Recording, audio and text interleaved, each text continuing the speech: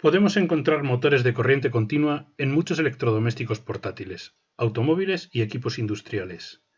En este vídeo comprenderemos de una manera lógica el funcionamiento y construcción de motores comerciales de corriente continua.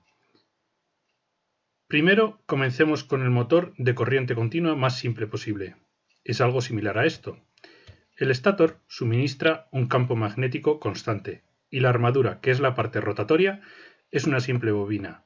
La armadura está conectada a una fuente de energía continua a través de un par de anillos de conmutación. Cuando la corriente fluye a través de la bobina, una fuerza electromagnética es inducida sobre esta de acuerdo a la ley de Lorentz. Así que la bobina comienza a girar. Como podrás ver, a medida que la bobina gira, los anillos del colector se conectan a la fuente de alimentación con polaridad invertida. Como resultado, en el lado izquierdo de la bobina, la electricidad siempre fluirá alejándose, y en el lado derecho, la electricidad fluirá acercándose. Esto asegura que la acción del par es siempre en el mismo sentido durante el movimiento. De este modo, la bobina continuará rotando. Sin embargo, si prestamos más atención a la acción del par, nos daremos cuenta que cuando la bobina está casi perpendicular al flujo magnético, la acción del par tiende a cero. Como resultado, el movimiento del rotor será irregular si se usa un motor de corriente continua de este tipo.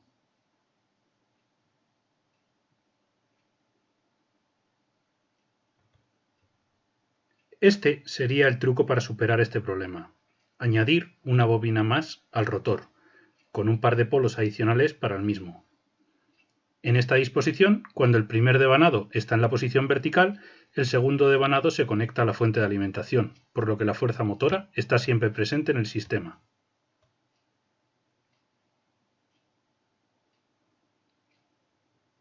Además de ello, cuantos más devanados, más suave será la rotación del motor. En un motor real, los devanados de la armadura están arrollados en los huecos de capas de acero laminado de alta permeabilidad magnética. Esto mejora la interacción del flujo magnético. Los muelles de las escobillas del colector del gas ayudan a mantener el contacto con la fuente de alimentación. En motores muy pequeños de corriente continua se usan imanes permanentes. Lo más habitual es el empleo de un campo electromagnético. La bobina que genera el campo electromagnético se alimenta desde la misma fuente de alimentación de corriente continua. Las bobinas de campo se pueden conectar a los devanados del rotor de dos maneras diferentes, en paralelo o en serie. El resultado son dos tipos diferentes de construcciones de motor de corriente continua: el motor en derivación o shunt y el motor serie. El motor con bobinados en serie tiene un buen par de arranque, pero la velocidad se reduce drásticamente con la carga.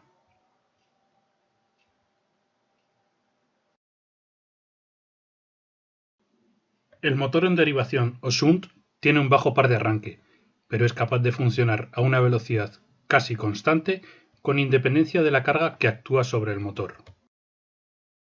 A diferencia de otras máquinas eléctricas, los motores de corriente continua tienen una característica única: la producción de una fuerza contraelectromotriz.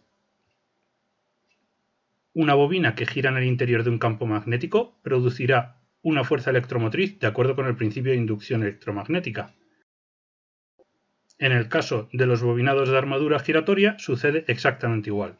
Se induce una fuerza contraelectromotriz que se opone a la tensión de entrada aplicada. La fuerza contraelectromotriz reduce enormemente la corriente del inducido. La fuerza contraelectromotriz es proporcional a la velocidad del rotor. En el arranque del motor, la fuerza contraelectromotriz es demasiado baja, por lo tanto la corriente del inducido es demasiado alta, lo que provoca que el rotor se queme.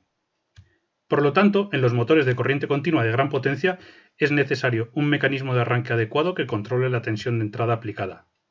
Una variación interesante del motor de corriente continua es el motor universal, el cual es capaz de funcionar tanto con corriente continua como con corriente alterna.